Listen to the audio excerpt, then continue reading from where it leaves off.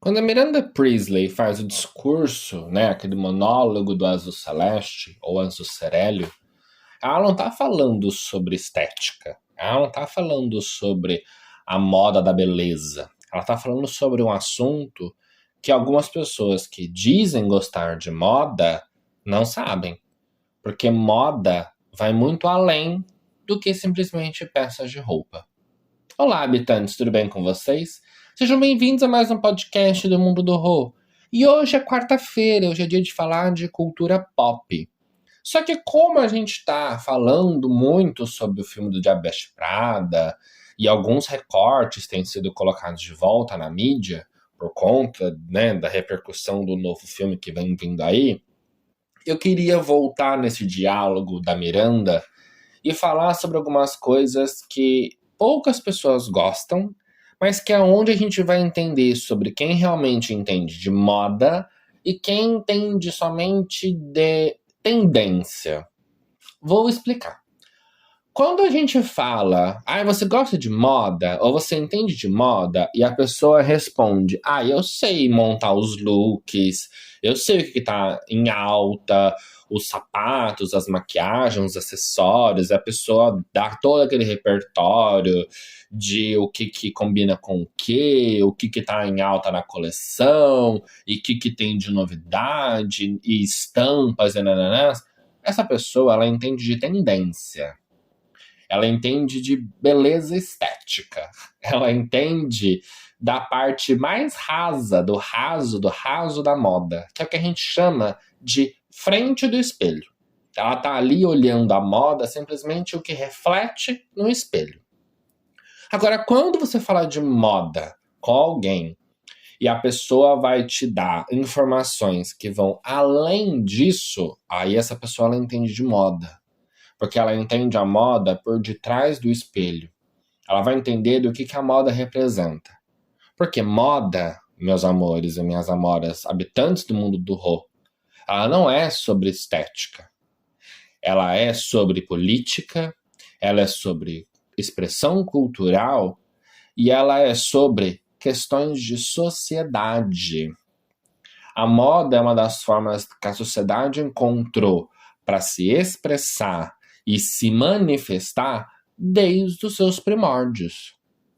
Então vamos voltar na linha do tempo lá no comecinho da sociedade, aonde os primeiros povos originários da sociedade humana, Mesopotâmia, África, América, Oceania, né, os povos aborígenes e adjacentes, o que era a moda para eles? Era roupas para ocasiões especiais, feitas com materiais da natureza e utilizados em momentos muito específicos: nascimento, morte, casamento, aniversário, batismos. Batismo no sentido assim, introdução da criança em algum momento importante da sociedade, seja para ser guerreiro, seja para ser mulher, que tem esses ritos de passagem. Eu falo batismo para vocês entenderem o que a gente está falando. E aí, no decorrer dos anos que vão se passando, a gente entra na sociedade neoclássica, greco-romana e persa e adjacente, ortodoxa. A moda ela vai passar a mostrar grau social. Quanto mais alto o seu nível social, melhor as roupas, melhor essas qualidades, as cores, as texturas. Era tudo muito mais caro, muito mais requintado do que a moda dos camponeses, dos comerciantes, do pessoal que vivia ali no dia a dia. A moda ela vai começar a se diferenciar de umas pessoas para as outras, basicamente por conta do custo. Porque moda era algo feito à mão. E se ela é feito à mão, ela se torna caro e escassa. Então, a gente vai ter a moda sendo como esse divisor social até mais ou menos a era vitoriana, ali onde a gente vai começar a avançar para um pouco mais adiante na Revolução Industrial, aonde a gente vai começar a mudar os pontos do que é a moda. Por quê? A partir do momento que a gente tem na era vitoriana o excesso de espartilhos, e quando começa a Revolução Industrial, a primeira coisa que se quebra é o espartilho, a gente para de falar de moda em questão de cultura e passa a falar de moda por questão de necessidade. Por quê? A partir do momento que, por conta das primeiras questões de guerra, as mulheres têm que assumir postos de trabalho, não fazia sentido manter os espartilhos, as saias armadas e todo aquele mundo de coisa. Por quê? Porque ela precisava de agilidade. E não se tinha agilidade com aquele mundo de roupa que as mulheres utilizavam até então. A roupa tinha que ser prática. E aí a gente vai ter nomes como Coco Chanel, que vai trazer essa praticidade e inclusive vai trazer peças do vestuário masculino pro feminino. A calça, por exemplo, é um deles. O blazer, que vai se tornar os tailleurs, que é feito com saias curtas. Por quê? Porque começa no período das guerras, né? Primeira Guerra, Segunda Guerra, entre guerras, a saia é curta, o espartilho vai embora, as calças são inseridas no vestuário feminino, os blazers, você vai ter uma construção totalmente transformada do que é a moda. A gente vai ter nomes que vão aparecer desde lá de trás, de 1950, como James Dean, Marlon Brando, e mesmo um pouquinho antes, como Levi Strauss e Jacob Davis, que vão trazer essas mudanças na moda, seja pelo fato do jeans, seja pelo fato da estética da rebeldia dos anos 50, seja pelos movimentos do hippie, protestos às guerras do Vietnã, lá em 1960 e 70. E em 1970 a gente tem o início do movimento punk por Vivienne Westwood. A Vivienne Westwood, ela vai ser o grande ícone da cultura punk no 1970. Ela, lá do Reino Unido, ela vai trazer as roupas com cores, neons, que ela vai misturando uma coisa com a outra para representar o movimento punk. E aí as pessoas vão ficar assim, tá, mas por que você está fazendo essa construção histórica tão grande para falar sobre moda? Porque é isso. Moda é história. Moda é política. Moda é representação cultural de um povo. A moda é a expressão de que a sociedade usa para mostrar como que a sociedade está reagindo àquilo. Vocês acham que quando entrou o movimento de guerras, as roupas ficaram mais curtas, mais justas e mais frias e rígidas? Por quê? Porque o povo estava feliz? Não. Porque tinha que ser roupa prática. Tinha que ser roupa para trabalhar, tinha que ser roupa para conseguir manter a vida e manter o corpo ali parado para conseguir sobreviver. Porque o vestido de saia de armação não representava nada do que a sociedade estava passando. Nada. Como que uma mulher ia conseguir trabalhar e manter a cidade funcionando, que a maioria dos homens já estavam indo para a guerra, e com aquela saia de armação daquele tamanho? Como? Me explica. Não faz sentido. Tanto que quando acaba as guerras, em 1947, Christian Dior vai inventar o New Look, que começa a introduzir as cinturas marcadas e as saias amplas de novo, como um protesto do pós-guerra. Christian Dior, quando lança essa coleção em 47, da coleção Corolli, ele vai falar sobre esse, literalmente, processo de crítica às guerras. Pera, eu não quero mais mostrar um corpo marcado, preso, aquela coisa rígida. Eu quero mostrar leveza, quero mostrar movimento, as saias rodadas de novo. Você vai ter tudo aquilo voltando pro feminino, só que ao mesmo tempo existe uma crítica muito grande. Por quê? Porque volta a questão da feminilização, da questão do retrocesso no sentido de que toda a autonomia conquistada no período de guerra é meio que colocada de volta dentro de uma caixinha. Por quê? Porque os homens voltaram a ocupar os cargos que eles tinham. E a mulher volta a ocupar o espaço de casa. É tudo um vai e vem. E aí a gente tem, por exemplo, se vocês analisarem um pouquinho para frente, durante a Guerra Fria, o lado do Oriente usava roupa mais simples. Por quê? Porque a gente não tinha uma quantidade grande de roupas do lado de lá que vivia sobre a pressão e o controle da União Soviética. Ali vai ter uma ideologia de uniformes, de funcionalidade, porque é uma sociedade socialista que vai prezar a estratificação cultural, social, de uma forma onde não existe tanta desigualdade. Então as roupas elas vão se tornar peças muito mais funcionais, enquanto no Ocidente, no mesmo período, vai estar incentivando a individualidade e o consumo. Tanto que em 1980 vai ter o exagero do capitalismo na questão da agressividade, onde vai inserir as ombreiras. Porque as ombreiras foi uma das formas que a moda incluiu para mostrar que as mulheres tinham poder social. Foi uma moda de protesto. A ombreira ela é inserida na moda feminina para representar a elegância, os ombros largos, aquela questão de superioridade que era só associada aos homens. Ombros largos era traço masculino. Então, usar as roupas de ombreira era assumir o papel de homem na sociedade através das roupas. Olha aí a moda representando a expressão social. Olha a moda representando para vocês questões de cultura e disputa de poder. E aí a gente avança um pouco mais para a Covid. Na Covid, o que aconteceu? A moda se tornou confortável. A moda é a moda do moletom, da roupa de academia, do tênis. Por quê? Não fazia sentido usar roupa com brilho, com paetê, com nada. Você ia mostrar brilho paetê pra quem? Se você estava em casa ou quando você saía de casa você põe a máscara.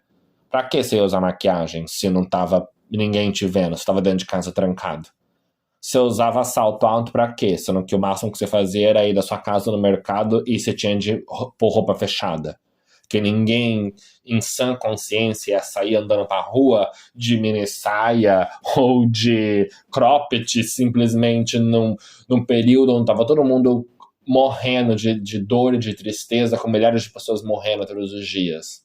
Consegue entender que a moda ela vai acompanhando o quanto a sociedade tá bem, tá mal, tá querendo mostrar uma resposta sobre como tá se sentindo. Vocês acham que o moletom ele se tornou um uniforme quase que global na época da Covid por quê?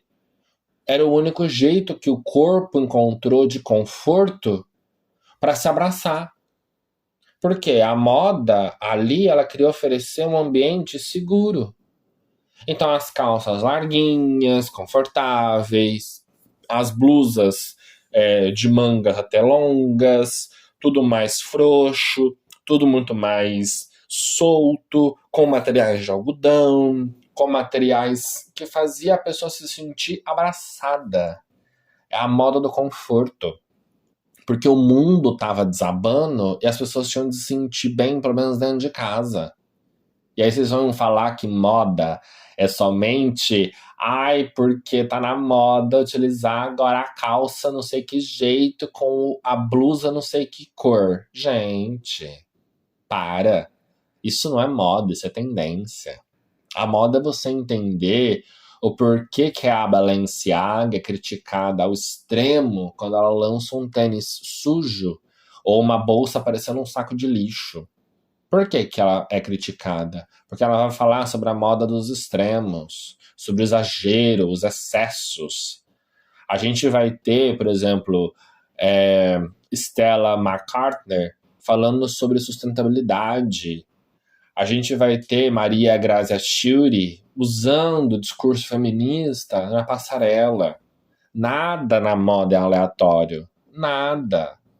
Quando Chanel fala lá atrás sobre menos é mais e ela insere peças pretas, lisas, uma coisa muito mais colada ao corpo e coisas muito menos chamativas, tanto que ela inclui o chapéu, as saias no joelho e tudo mais, não é porque ela simplesmente achava que só isso era o bonito. Não. Se vocês lerem sobre como que ela chegou nessas construções, vocês vão entender que tem muito mais a ver com o ambiente onde ela estava inserida, sobre o ambiente dos anos que ela viveu, sobre tudo que ela passou. A moda, ela é uma representação de liberdade do corpo feminino nessa época da Chanel. Os cabelos curtos, menos estrutura, os tecidos mais soltos. Porque ela tá ali nos anos 20, é a euforia do pós-guerra. Ela tá ali nos primeiros movimentos pós-Primeira Guerra Mundial. E aí, a moda, ela é isso. Ela é uma moda, um processo, um ajuste da sociedade em tempo. E aí tem gente que acha que a cada vez que muda alguma coisa, por exemplo, quando acabou a pandemia, que no outro dia já todo mundo ia voltar usando salto 15, com roupa cheia de plumas e paetês brilhosas e coisas super extravagantes. Não, gente. A moda ela não é um interruptor que você vai lá, liga e desliga. A moda, ela é um processo de resposta social. Seja ele lento ou não, ele não acontece de fora para dentro, é de dentro para fora. A pessoa tem que mudar o pensamento na cabeça dela para ela ter coragem de mudar a roupa. Uma pessoa que está de luto, ela não usa roupa preta, roupa escura, ou roupas mais discretas, porque aí é o costume. Também. Mas é porque ela não tem coragem de pôr uma roupa verde fluorescente, sendo que dentro dela ela está sentindo dor. Não é sobre. E eu tô falando do verde fluorescente, mas poderia ser qualquer cor. Vocês vão perceber que quando a pessoa tá de luto, principalmente nas culturas ocidentais, ela vai preferir tons sóbrios. Ela vai preferir tons lisos. Na Índia, vai usar branco. Porque na Índia a associação de morte é o branco, né? Que o corpo foi embora, a pureza. O espírito se foi. Mas se você parar pra pensar, cai na mesma questão daquele lado do Ocidente. É roupa lisa, não tem cor, é branca. Quando a pessoa tá de luto, você vai ver que ela vai usar roupas lisas, neutras, seja branco, preto, cinza, marrom, azul marinho. Ninguém que tá de luto vai usar uma roupa verde fluorescente ou cheia de flores totalmente estampada. Não. A não ser que a pessoa seja muito desorientada. Mas a gente vai ver as pessoas, quando elas estão tristes, elas não põem acessórios. Elas não vão estampar a cara com batom vermelho. Ela não vai colocar um chapéu com penas pendurada, mesmo que seja pena sintética. Não vai. A pessoa, quando ela tá de luto, quando ela tá triste, ela vai usar roupa neutra, roupa fechada, roupa sem mostrar alegria. E moda é isso. É a resposta de como a pessoa ou a sociedade se sente com relação ao mundo. Então, quando alguém falar sobre moda, entenda. Moda não é o que você vê no espelho. Moda é o que existe por detrás do espelho. É sobre como que é um processo de entender como os grandes nomes da moda e da indústria fizeram para que aquilo chegasse até nós hoje.